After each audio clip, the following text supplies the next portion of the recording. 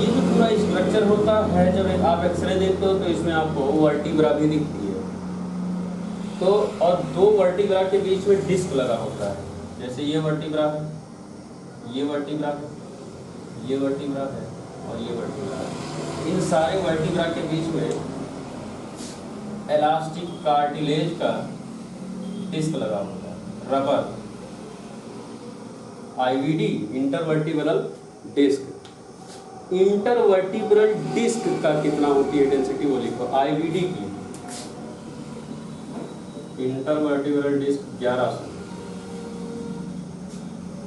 और कार्टिलेज की भी, कहीं कोई कार्टिलेज है उसकी भी density 1100।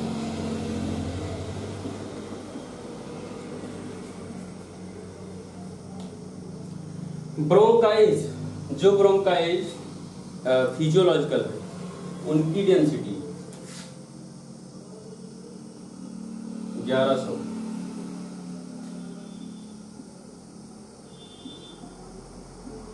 Bronchi 1100। Blood vessel wall, blood vessel wall 1100।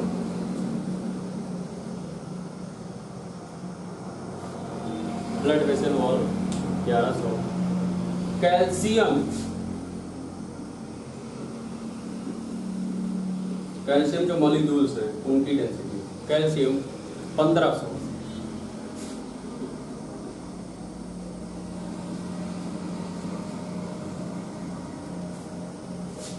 And last bone,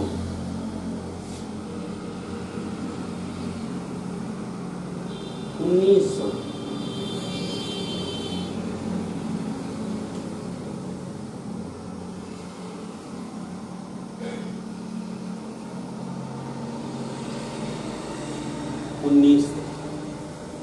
आप यहां देखोगे ये लगभग सबकी डेंसिटी हो गई, जितनों का हमें चेस्ट एक्सरे के लिए याद करना चाहिए।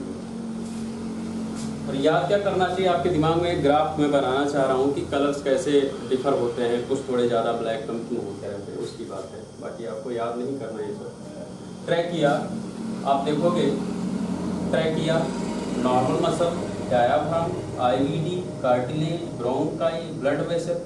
अब ब्रोंकाई और ब्लड वेसल जो मैंने लिखवाया था कि एक्सरे रिपोर्टिंग की बातों पर डिपेंड करती है, मैंने दो बात लिखवाई, तो डेंसिटी लिखवाई, मैंने थिकनेस लिखवाया है, आप देखोगे पीछे तो स्ट्रक्चर। तो ब्रोंकाई और ब्लड वेसल बहुत ज़्यादा थिक होते ही नहीं है, बहुत थिन होते हैं। तो भले ही इनकी डेंसिटी ज़्यादा है, लेकिन बहुत थिन होने की वजह से बहुत ज़्यादा लाइट रोक नहीं पाते, इस पार से उस पार निकल जाता है। लेकिन अगर ये धीरे धीरे किसी वजह से थिक हो जाए, और किस मामले में ब्रोंकाई थिक हो जाती है,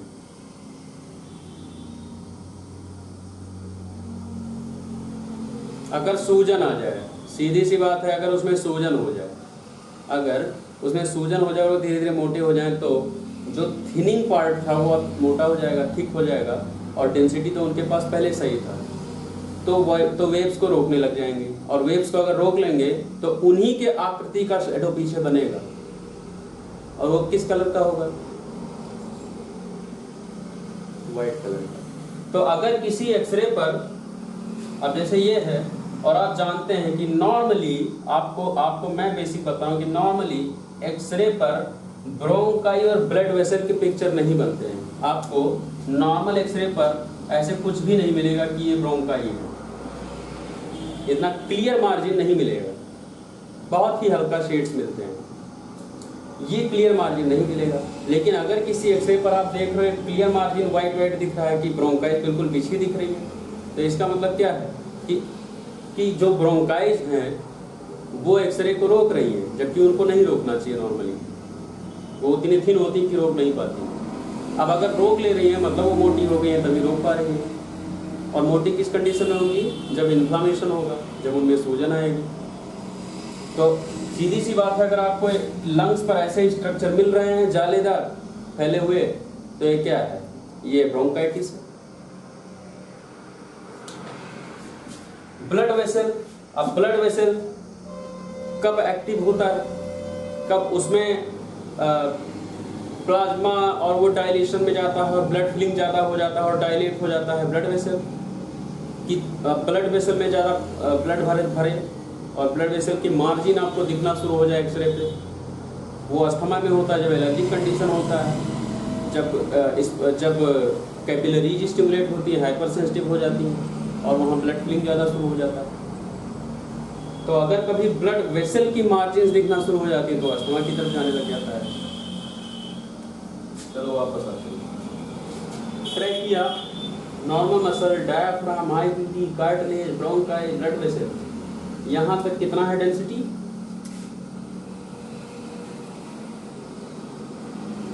सबका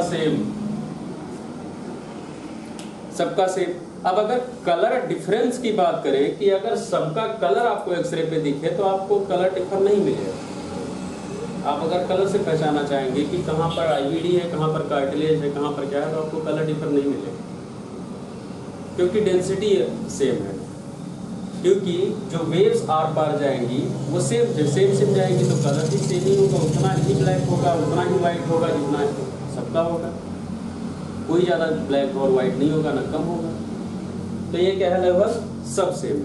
आपको इनको कैसे पहचानना पड़ेगा? स्ट्रक्चर से, कि ट्रैकिया का स्ट्रक्चर कैसा होता है आपको पता होना चाहिए, कलर से नहीं पहचान सकते इसको।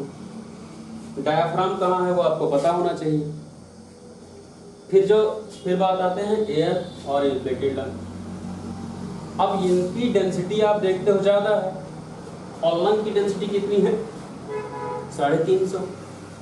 इस पूरे डेंसिटी वाले फिगर में आपको सबसे कम डेंसिटी किसकी लग रही है? एयर की। और अगर एयर हटा दो उसके बाद किसकी है सबसे कम? किसकी है?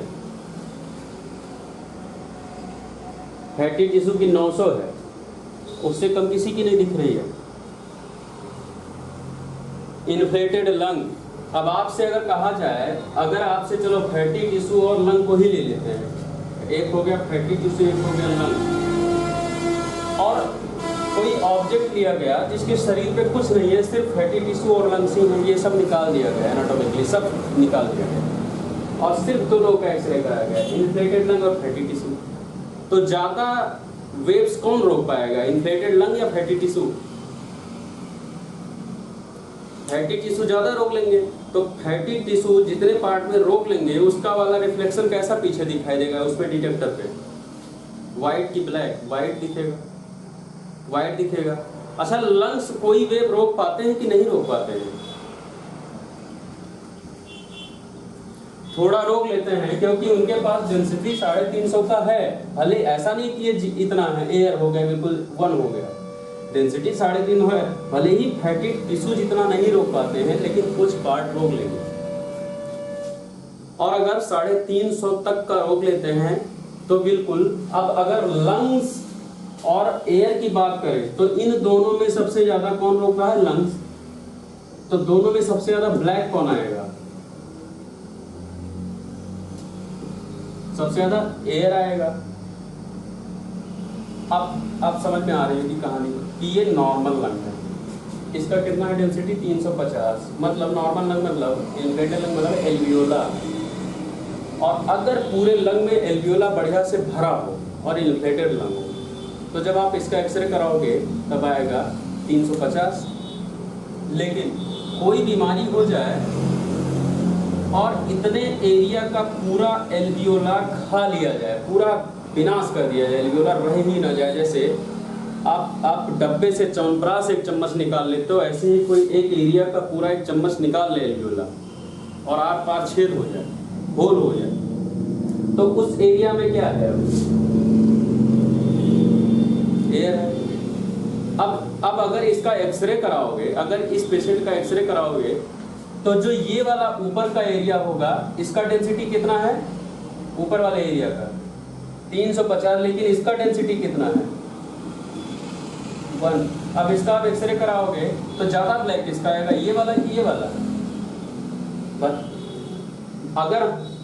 अगर हम फॉर्मूले पे काम करें 700 पे तो हम भले ही मान लेते हैं कि 700 से कम है तो 350 का ब्लैकिश कलर होगा, लेकिन अगर दोनों का माने कि सबसे ज़्यादा ब्लैक किसका होगा तो बहुत ज़्यादा डिफर रहेगा। ये वाला जेड ब्लैक बहुत हाइपर ल्यूसेंट ब्लैक जाएगा, बिल्कुल ऐसे लगेगा जैसे मार्कर हाथ पे बहुत बार हम लोग के ब्लैक कलर मार्कर ओपन हो जाए, इंक गिर जाए, कुछ वैसा कलर जेड ब्लैक कलर।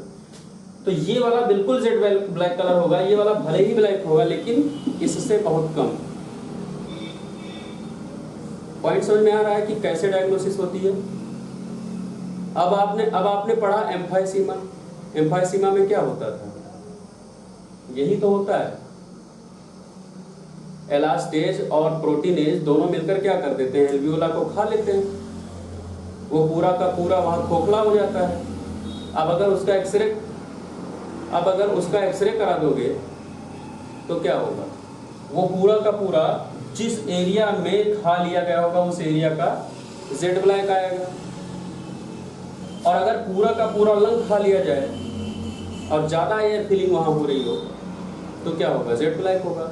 लेकिन अगर मान लेते हैं कि इसका ये ऐसे बुलाज, उसे बुल्ला होते थे, ऐसे बुलाज बने हैं जो पार्ट बाय पार्ट खाए गए हैं। अगर ऐसे बुलाज हैं, अगर पार्ट बाय पार्ट खाए गए हैं, सेंटर फोकस बना के खाए गए हैं, तो आप इसका एक्सरे जब कराओगे तब आप अगर ऐसे ये सेंटर हो गया कि यहाँ इतना पार्ट खा गया, इतना पार्ट खा गया, इतना पार्ट खा गया, अब जब एक्सरे होगा तो इसमें अब आपको दो डिवीजन मिलेगा इस लंग्स में। एक तो ये वाला एरिया पैरेन्काइमल एरिया मिल रहा है, ये वाला एरिया जो खाया नहीं गया है, यहाँ पे एल्वियोला बाकी है, लेकिन ये वाला ये जो गैप्स है ये यहाँ खा लिए गए हैं। अब इसका एक्सरे जब होगा तो क्या होगा, जो राउंडेड है जहाँ खा लिया गया उसका कलर कैसा आएगा, ब्लैक आएगा।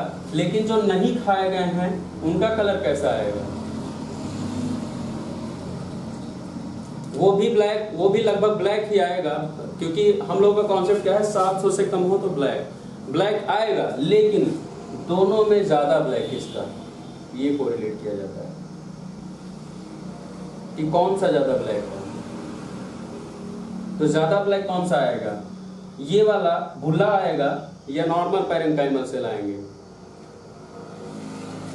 भुल्ला बिल्कुल बहुत ब्लैक आएगा, हाइपरल्यूसेंट आएगा।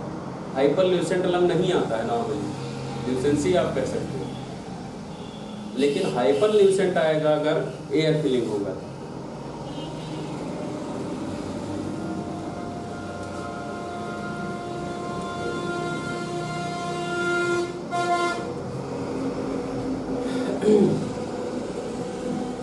फिर आते हैं यहाँ air inflated lung, fatty tissue, connective tissue.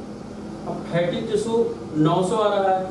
आप एक्सरे पर देखोगे जो ये वाला पार्ट है ये लगभग ग्रे कलर का रहता है, ये लगभग ग्रे कलर का रहेगा, मतलब ब्लैक और वाइट के बीच का कलर, क्योंकि ये ना तो ज़्यादा है ना कम है, ना 700 से कम है ना 1000 से ज़्यादा है, ये बीच का है। कनेक्टिव टिश्यू जो होता है ये 1025 है, ये इससे ज़्यादा वाइट होगा, इससे भी ये इतना भी ब्लैक नहीं होगा, ये इससे ज़्यादा ग्रे होगा। इससे एक्चुअली नाम नहीं रखे गए बहुत सारे, सिर्फ 2-3 कलर के नाम 3 ही कलर नाम बोलेंगे, ब्लैक, ग्रे, वाइट। अब आप उसको डार्क वाइट, डार्क ब्लैक, जो भी लाइट वाइट, लाइट ब्लैक, कुछ ऐसे कलर्स नाम देना चाहो तो दे लो, लेकिन ऐसे नाम नहीं रखे गए। तो हम लोग बस ये देख सकते हैं कि डेंसिटी से इमेजिनेशन बना सकते हैं कि किस पार्ट की कितनी डेंसिटी तो कितना वाइट आ सकता है, और कोरिलेट किससे कर सकते हैं, लंग से, कि अगर 350 पे इतना नॉर्मल ब्लैक होता है तो बाकी सबका कितना होना चाहिए। तो फैटी टिश्यू 900, कनेक्टिव टिश्यू इतना, लिम्फ नोड 1035। इनका 1035 डेंसिटी तो है लेकिन इनका साइज बहुत छोटा छोटा होता है, तो लाइट जो एक्सरे बीम है वो इनको पार कर जाती है, इतने छोटे होते हैं कि इनको पार कर जाती है एक्सरे की अगर बात करें। इसीलिए छोटी छोटी चीज़ें खोजने के लिए एक्सरे कारगर नहीं होती, सीटी स्कैन कराना पड़ता है, एमआरआई कराना पड़ता है। जैसे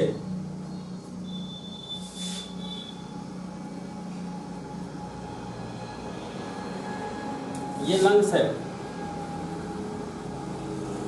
और यहाँ बहुत ही टाइनी, शायद आपको भी ना दिखे, कुछ ऐसे ही रहता भी है, आपको नहीं दिख रहा तो बहुत अच्छी बात है। ऐसे ही होता है कि बहुत टाइनी, बहुत छोटे छोटे लिम्फ नोड हैं, जहाँ से एक्सरे जब पास होती है तो एक्सरे को फर्क ही नहीं पड़ता है कि कोई आगे खड़ा है, वो उसको क्रॉस करके चली जाती है। और अगर इतने छोटे छोटे पार्ट को क्रॉस करके चली गई तो आपको पता कैसे चलेगा कि यहाँ डेंस पार्ट बीच में है, कुछ खराबी है? आपको एक्सरे पे नहीं पता चलने वाला। मतलब अगर छोटी छोटी पैथोलॉजी चल रही है तो एक्सरे पे आप नहीं पकड़ सकते उसको, तो आपको क्या कराना पड़ेगा? सीटी स्कैन आगे। इसीलिए बहुत छोटी छोटी पैथोलॉजी में जो छोटे छोटे कण होते हैं उनको एक्सरे की रेज को रोक नहीं पाते और ट्रांसफर हो जाते हैं। और डायग्नोसिस बनाने के लिए सबसे पहली लाइन में लिखवा देती कि जरूरी क्या है? डेंसिटी जानना। और अगर आप डेंसिटी नहीं जान पाओगे किसी का, और छोटे छोटे पार्ट का डेंसिटी नहीं जान पाते एक्सरे मशीन से, तो ये आर पार हो जाता है। तो रिपोर्ट आपको वही नॉर्मल एक्सरे का मिलेगा, आपको कुछ मिलेगा ही नहीं उसमें। लेकिन अगर उसको दिक्कत हो रही है तो हो सकता है उसको छोटे मॉलिक्यूलर लेवल की कोई बीमारी हो रही है, तब आपको क्या कराना पड़ेगा? Further x-ray, further CT scan कराना पड़ेगा। प्रोसेस सेम वहाँ भी है, यही वाला वहाँ भी चलता है, फंडामेंटल। लेकिन वहाँ जो हम लोग पढ़ते हैं एनोड, वो चेंज है थोड़ा, और मॉलिक्यूलर लेवल पे हम लोग पढ़ेंगे सीटी स्कैन। फिलहाल मैं वहाँ नहीं जाना चाहता हूँ, यहाँ रखते हैं। तो लिम्फ ग्लैंड शो नहीं है कितने डेंस पर? लिम्फ नोड 1035 के डेंस पर। अच्छा, आप क्या समझते हैं कि डेंसिटी ऑर्गन के साइज पर डिपेंड होना चाहिए, होता होगा?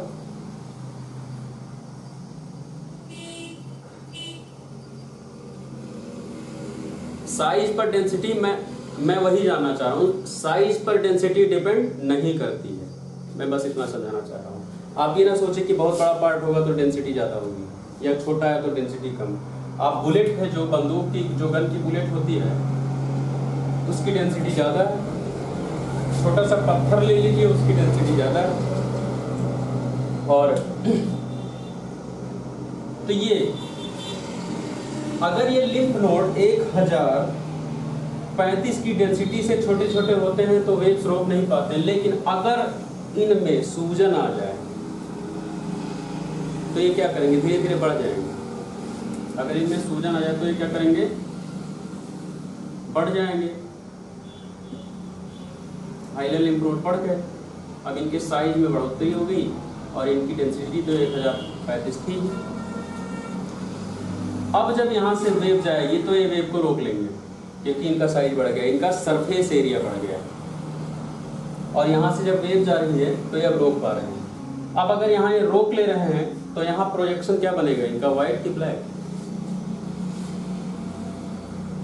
व्हाइट बनेगा। जितनी वेव रोक ली जाएंगी उनका शेडो पीछे व्हाइट बनेगा। और आपको एनाटॉमिकली पता है कि लिम्फ नोड गोल होता है, और कहाँ? हाइला पे ज़्यादा पाए जाते हैं। सबसे ज़्यादा हाइला पे, हाइला लिम्फ नोड ही मिलते हैं एक्सरे में ज़्यादा। तो हाइला के पास आपको गोल गोल स्ट्रक्चर अगर लंग्स में मिल रहा है, हाइला क्या है? जहाँ पर ये लंग्स है और एक पार्ट आता है जहाँ पर सारी चीज़ें एंटर होती हैं। फर्स्ट ब्रांच एंटर होती है, पल्मोनरी आर्टरी, पल्मोनरी वेन सभी एंटर होते हैं। तो ये जो गेट है इसको कहा जाता है हाइला। किडनी में भी हाइला है, स्प्लीन में भी हाइला है। जहाँ भी एक कॉन्केव पार्ट होता है, छिछला पार्ट होता है, वहाँ सारे artery vein, nerve, lymph vessels enter करते हैं, उनको हाइला कहते हैं। तो हाइला जो ये गेट है, इसके गेट के पास ही लगाया गया है गेट कीपर्स को। लिम्फ नोड क्या है? प्रोटेक्टर्स हैं जो रोकते हैं बाहर के आए हुए लोगों को। तो नेचुरली यहाँ गेट पर द्वारपाल लगाए गए हैं, प्रोटेक्टर्स लगाए गए हैं, गेट कीपर्स लगाए गए हैं कि अगर बाहर से कोई आ जाता है तो यहीं पकड़ लो, अंदर ना आने पाए। तो नॉर्मली ये विजिबल नहीं है एक्सरे पे, लेकिन अगर जो आया है बाहर से वो इनसे जीत गया, या दोनों फाइट चल रही है, तो फाइट में होगा क्या? इन्फ्लामेशन होगा। जब भी एंटीजन और सेल्फ प्रोटेक्टर्स की फाइट होती है तो इन्फॉर्मेशन होता है। तो यहाँ जब इन्फॉर्मेशन होगा तो ये भी सूज जाएंगे, इनमें भी सूजन आ जाएगी धीरे धीरे, और जब सूजन आएगी तो इनका साइज बढ़ जाएगा।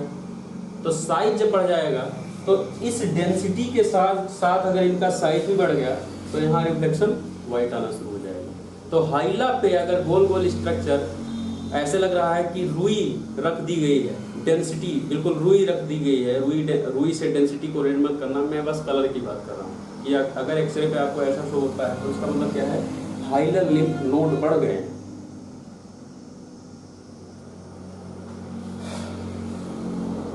फिर बात करते हैं ब्रेस्ट 1040 के साथ। अब ब्रेस्ट क्या है, ब्रेस्ट फैट्स खासकर फीमेल में, मेल में फैट्स है ही नहीं ज़्यादा, फीमेल्स में शो होता है।